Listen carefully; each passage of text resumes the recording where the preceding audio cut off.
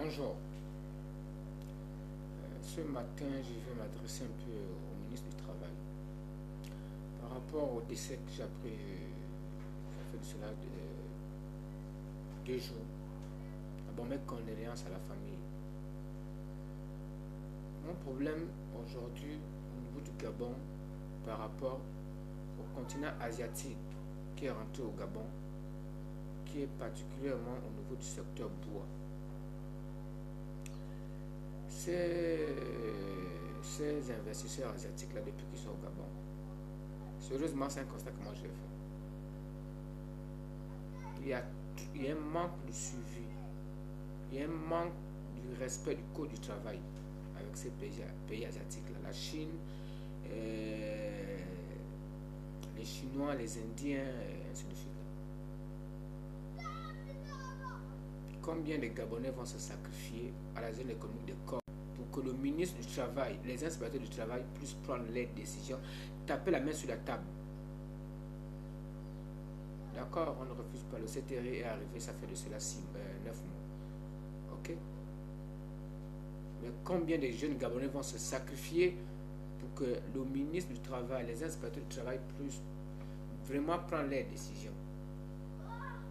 Ça ne fait pas de cela longtemps que j'ai regardé les grands dossiers. D'accord, il y a un problème de véhicule.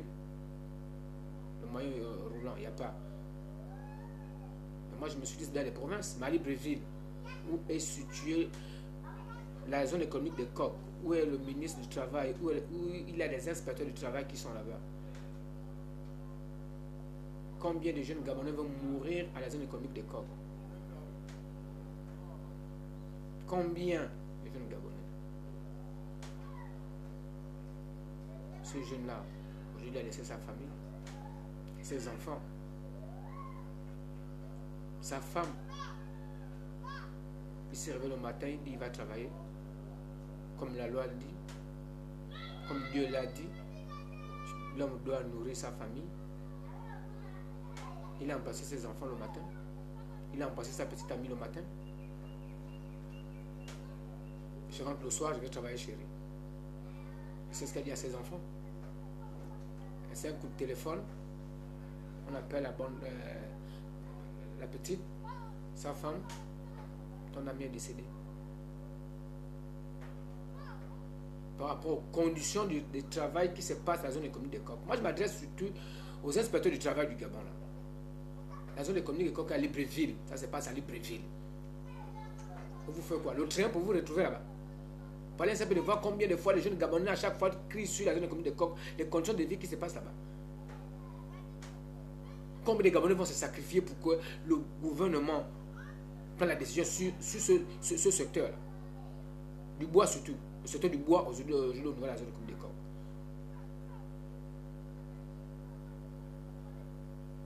Combien de jeunes Gabonais vont sacrifier leur vie?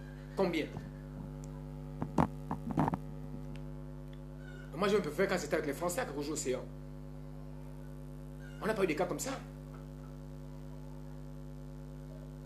Mais moi, je m'adresse au ministre du Travail. Essayez de prendre vos décisions.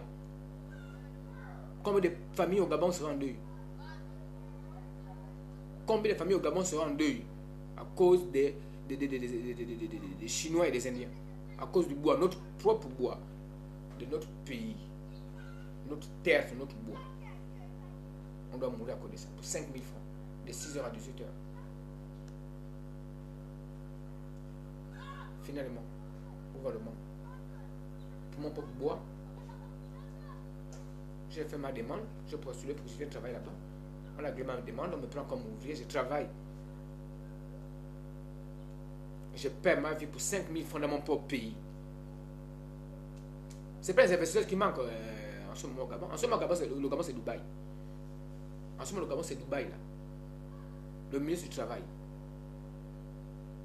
Un investisseur expatrié qui vient au Gabon, s'il ne respecte pas le cahier des charges gabonais par rapport aux conditions de travail du Gabon, mais vous le mettez de côté. Il y a beaucoup qui cherchent ces marchés-là. Il y a beaucoup qui attendent à l'extérieur, qui attendent, je pense qu'ils ont même les demandes là-bas, si je ne me trompe pas. pourquoi les Chinois, les Indiens nous maltraitent dans notre pays? Quels sont les accords que le pouvoir sortant a laissés? Le pouvoir dessus, autant pour moi. Quels sont les accords qu'ils ont signés qu'on ne peut pas revoir ces accords-là? On peut bien revoir ces accords-là. Est-ce que c'est normal que ton petit frère, ton neveu, ta nièce, ta soeur, ta fille puissent travailler pour 5 000 francs de 18h à 6h dans un pays comme le Gabon? Est-ce que c'est normal? Vous avez entendu parler de l'histoire de la zone de coup des coqs? Combien de fois nos soeurs et frères souffrent là-bas? Tout le monde est au courant de ça. Moi, je suis en province, je suis au courant de ça. Les gars sont mal payés, ça passe dans les médias là. Les gars sont mal payés. Mais le ministre du Travail, l'inspecteur du Travail, faites quand même tout là-bas. Le code du travail dit quoi? Le code du travail dit ça, le code du travail dit ça, le code du travail dit ça. S'ils ne respectent pas, vous les mettez de côté. Il y a beaucoup des investisseurs qui cherchent ces gens des marchés là, qui cherchent le marché du bois. Ils sont pleins en ce moment, les gars, hors du Gabon là. Il faut comme les Gabonais vont mourir pour que l'État puisse prendre, taper la main sur la table. Il faut comme des Gabonais qui sont en deuil. Il faut comme des pères des familles qui vont laisser les enfants. Il faut comme des maris qui vont laisser les femmes. Combien vont se sacrifier pour ça? On a des Gabonais qui sont à l'extérieur, qui sont des investisseurs dans d'autres pays, mais ils respectent le code du travail. Mais pourquoi quand ces expatriés arrivent au Gabon, ils ne respectent pas le code du travail du Gabon? Qu'est-ce qui ne va pas? Si c'est les accords que le pouvoir dessus a laissés, vous revoyez ces accords-là? C'est ça notre sauve et la félicité. Pour le Gabon, ils seront heureux. C'est d'abord ça, normalement. Là, c'est la première priorité au niveau du Gabon. Pour ceux qui travaillent maintenant, là. Essayez de voir comment les gens, là, ont laissé les accords dans certaines entreprises qui sont gérées par les expatriés.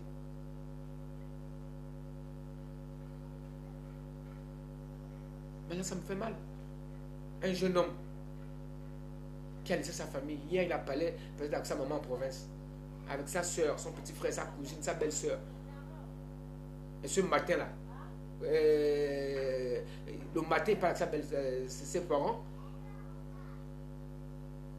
Les heures suivantes, on annonce que non, il est décédé. Combien de jeunes Gabonais vont sacrifier leur vie? Combien vont se sacrifier pour que la zone économique des coqs là puisse normalement respecter les travailleurs gabonais? Moi, j'ai même regardé la télévision lors du journal. Quand les médias sont allés vers eux, ils ont dit non, ils n'ont pas de comptes à rendre. Ils n'ont pas les comptes à rendre. Là, ça passe comme ça chez eux. Quand les médias vont vers eux, ils n'ont pas les comptes à rendre. Mais finalement, le ministre du Travail, on attend tout de toi à ce moment-là. Tu dois taper la main sur la table. La zone économique de coq, tout est à refaire. Tout est à refaire. On ne sait pas comment ils ont eu ces marchés-là, on ne sait pas comment ils ont eu tout ce qu'ils sont en train de faire là-bas, mais vous devez vérifier tout ça. Les Gabonais sont fatigués de se sacrifier pour certaines personnes qui ont signé des accords à l'aveugle, qui ont signé des accords par rapport à leurs avantages. Vous avez demandé aux autres Gabonais de travailler.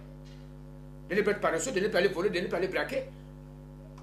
Donc c'est pour aller chercher la mort. Quelqu'un qui se lève le matin pour aller travailler, il rentre chez lui, comme d'habitude, mais il ne rentre plus chez lui. Son enfant, sa femme ne va plus le voir, ses enfants ne vont plus le voir, sa femme ne va plus le voir, ses parents ne vont plus le voir. Il a quitté la province pour aller travailler à Libreville. Pour aller travailler en capitale, comme on dit. Maintenant, il va rentrer en province les 4 pieds devant. Est-ce que c'est normal? Il n'est pas allé voler, il n'est pas allé braquer, il n'est pas allé... Non, il allait travailler, c'est ce que Dieu a dit. Quelqu'un doit travailler pour nourrir sa famille. Et c'est comme ça comment on le remercie. Moi, je m'adresse au ministre du Travail, je m'adresse aux inspecteurs du travail de Libreville, actuellement. Je m'adresse aux inspecteurs du travail de Libreville. Vous avez dit, vous avez un problème de véhicules. Vous êtes à Libreville. Quoi, il vous faut quoi, l'avion? Afrique Jet qui est arrivé là, vous donnez ça, vous vous retrouvez là-bas. Allez vérifier ça depuis des années que les gens sont en train de mourir là-bas. Les enfants, les gens sont en train de se sacrifier là-bas chaque fois. On les sacrifie, on les tue. Il n'y a pas de résultats, il n'y a rien. Comment quelqu'un va venir commander dans notre pays? Il y a un cahier des charges. Si ce n'est pas respecté, on le met de côté. Quelqu'un d'autre va prendre ce secteur-là.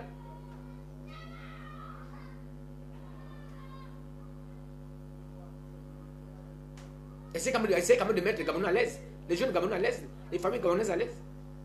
C'est quoi, c'est ça? Où va la vie? Combien de Gabonais vont se sacrifier? Combien de Gabonais vont se sacrifier à cause des expatriés qui ont les marchés au Gabon? Combien?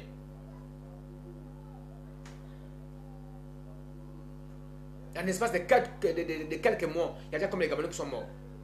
Port-Gentil, la zone comme les Coques, d'autres provinces là. Combien vont se sacrifier? Pour notre propre richesse qui est dans notre pays, combien va mourir à cause de ça? Et c'est toutes les conditions de travail. C'est toutes les conditions de travail qui tuent les jeunes Gabonais dans les entreprises.